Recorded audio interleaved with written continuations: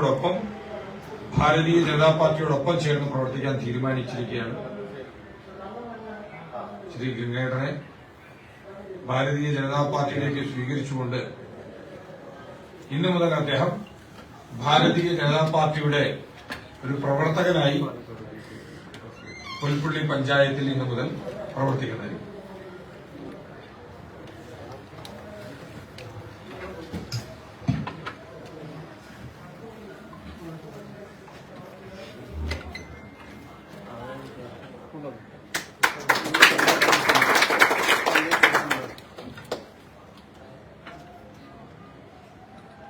Okay,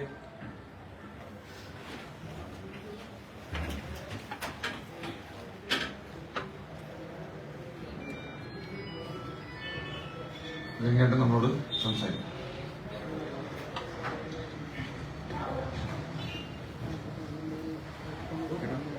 ഞാൻ ഇവിടെ സൂചിപ്പിച്ച പോലെ തന്നെ 10-22 വർഷത്തോളമായി പാർട്ടിയുടെ ബ്രാഞ്ച് അംഗത്വമുള്ള ആളും ബ്രാഞ്ച് സെക്രട്ടറിയുമായി പ്രവർത്തിച്ചു വരുന്ന കാലഘട്ടത്തിലാണ് പഞ്ചായത്ത് തെരഞ്ഞെടുപ്പ് മുന്നിൽ വരുന്നത്. അതിൽ പാർട്ടി തന്നെ നിയോഗിച്ചതുപോലെ തന്നെ ഞാൻ മത്സരിക്കുകയും അവിടുത്തെ മെമ്പറാവുകയും പ്രസിഡന്റാവുകയും ചെയ്തു. പക്ഷേ ഈ മെമ്പർ സ്ഥാനം വഹിച്ചുകൊണ്ട് പുൽപ്പള്ളി മുഴുവൻ ഒരു ഉത്തരവാദിത്തമുള്ള ഒരാളാണ് ഒരു അധ്യക്ഷൻ എന്നുള്ള നിലയിൽ നല്ല രീതിയിൽ പ്രവർത്തനം ഏകീകരിച്ച് എല്ലാ ജനങ്ങളും പഞ്ചായത്തിന്റെ എല്ലാ ജനങ്ങളോടും പഞ്ചായത്തിന്റെ അധ്യക്ഷനാണ് എന്നുള്ള നിലയിൽ എല്ലാവരുമായി പൊതുപ്രവർത്തനം നല്ല ചുറ്റുവട്ടമായി കൊണ്ടുപോകണമെന്ന താല്പര്യത്തോടു കൂടിയാണ് ഞാൻ പഞ്ചായത്ത് സ്ഥാനം ഏറ്റെടുക്കുന്നത്. എന്നിരുന്നാൽ പാർട്ടിയുടെ ചില വ്യക്തികളുടെ താല്പര്യപ്രകാരം അവർ പറയുന്നത് കേട്ടനുസരിച്ച് കൊണ്ടുപോകണം, പാർട്ടി പറയുന്നത് ചെയ്യാൻ പാടുള്ളൂ, പാർട്ടി പറയുന്ന പ്രവൃത്തികളെ മറ്റുള്ള വാർഡുകളിൽ ചെയ്യാൻ പാടുള്ളൂ, ഇങ്ങനെയുള്ള ആജ്ഞാശക്തികൾ വീണ്ടും വരികയും അതിന്റെ അടിസ്ഥാനത്തിൽ കുറച്ചു കാലം എന്റെ പ്രതിരോധം പാർട്ടിയോട് അറിയിക്കുകയും എനിക്കിങ്ങനെ സാധ്യമല്ല, എനിക്ക് പഞ്ചായത്തിലെ എല്ലാ വാർഡുകളും എല്ലാ ജനങ്ങളും എല്ലാവരും ഞാൻ അവരുടെ ഉത്തരവാദിത്തം ഏറ്റെടുത്തൊരു അധ്യക്ഷനാണ് എന്നുള്ള കാര്യം പറഞ്ഞുകൊണ്ട് പാർട്ടിയിൽ പറഞ്ഞപ്പോൾ പാർട്ടിയെ എന്നെ മാറ്റി നിർത്തുകയും പല കാര്യങ്ങളിൽ നിന്ന് ഒഴിവാക്കി നിർത്തുകയും ചെയ്യുകയുണ്ടായി.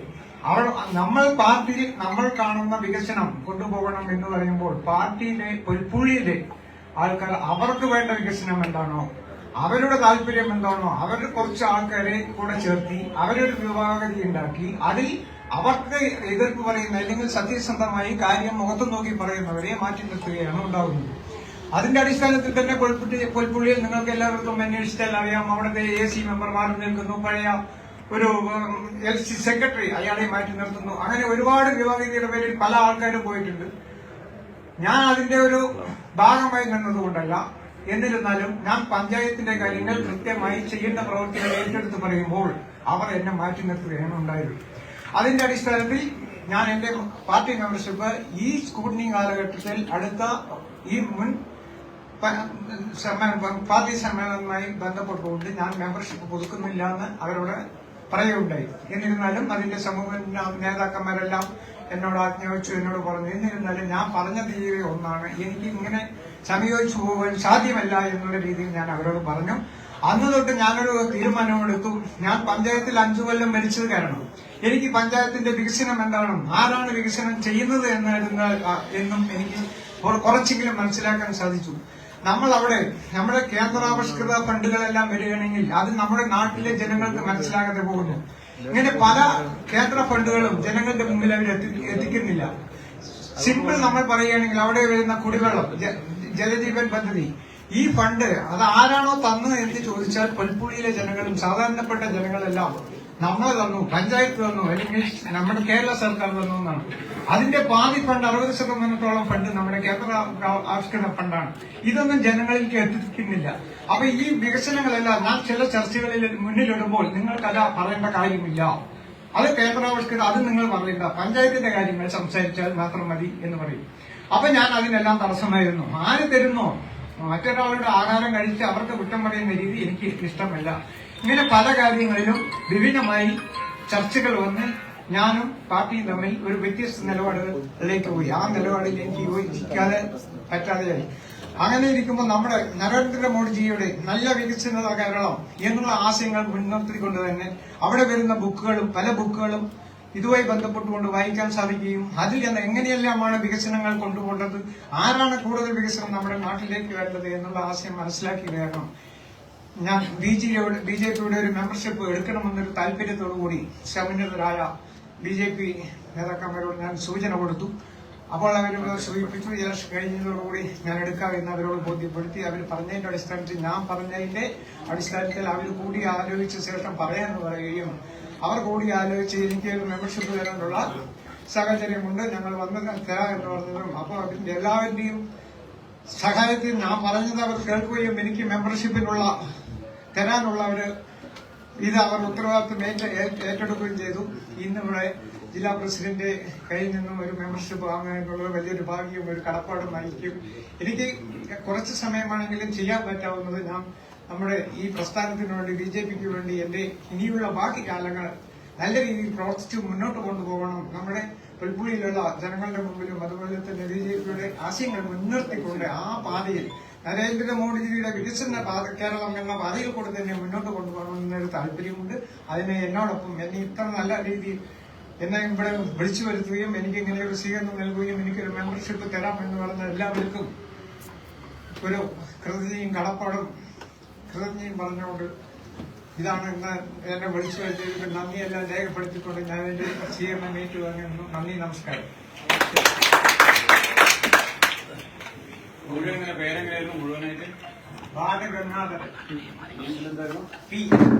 ഈ ടൈം മൊത്തം പ്രസിഡന്റായി തുടർന്നു അല്ലേ? 5 വർഷം ഫുള്ളായിട്ട്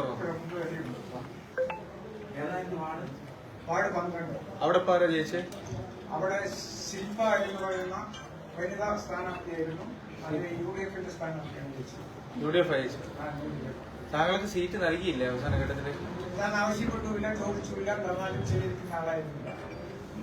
എന്തുകൊണ്ട് ബിജെപിയുടെ ആശയങ്ങൾ നമ്മളവിടെ പഞ്ചായത്ത് കഴിക്കുമ്പോൾ പഞ്ചായത്തിൽ നിന്ന് നമ്മൾ വായനശീലത്തോടുകൂടിയും ഇതുകൊണ്ട് അറിയാൻ കഴിയുന്ന വായനയാണ് നമ്മുടെ രാജ്യത്തിന്റെ വികസനം എന്ത് എന്നുള്ളത് നമുക്ക് കൂടുതൽ മനസ്സിലാക്കാൻ സാധിച്ചത് നമ്മൾ അവിടെയാണ്.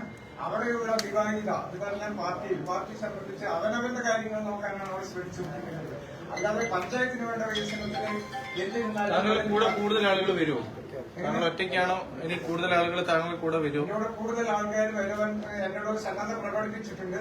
അതിനുള്ള ഒരു വഴി ഒരുക്കുക എന്നാണ് ഇവിടെ നിന്ന് പറഞ്ഞത്. ഇന്ന് കിട്ടിയ വിവരം കൂടുതൽ ആൾക്കാർ വരാൻ സാധ്യതയുണ്ട്. എല്ലാവരോടും സംസാരിക്കുന്നു. ഇന്ന് ഒറ്റയ്ക്കാണ് വരാൻ വേണ്ടി ആവശ്യപ്പെട്ടത്.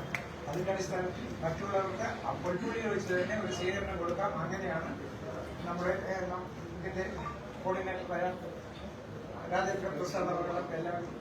ഞങ്ങൾ ഇത്തവണ ആർക്ക് വേണ്ടിയാ പ്രവർത്തിച്ചത്?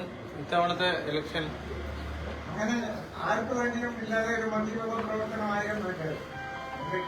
ഒരു വ്യക്തിപരമായി അങ്ങനെ ആരോട് പ്രവർത്തിച്ചില്ല. ഞാൻ BJP കുട്ടികളോട് നമ്മളെ പറ്റുന്ന സഹായ സഹകരണങ്ങൾ അവരോട് കുറച്ച് കാര്യങ്ങൾ മാത്രം ഞാൻ ഇതിന്റെ മുൻപ് ബ്രാഞ്ച് സെക്രട്ടറി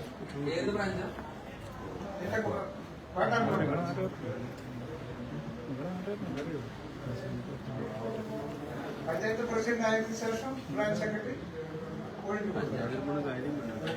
പാർട്ടി അംഗത്വം മാത്രം. അതിപ്പോ അംഗത്വം ഇതിന്റെ മുൻപ് പുതുക്കേണ്ട സമയത്ത് ഞാൻ പുതുക്കിയില്ല. അംഗത്വം ഇല്ല. അതുവരെ കഴിഞ്ഞ സമ്മേളനം വരെ അംഗത്വം ഉണ്ടായിട്ടില്ല.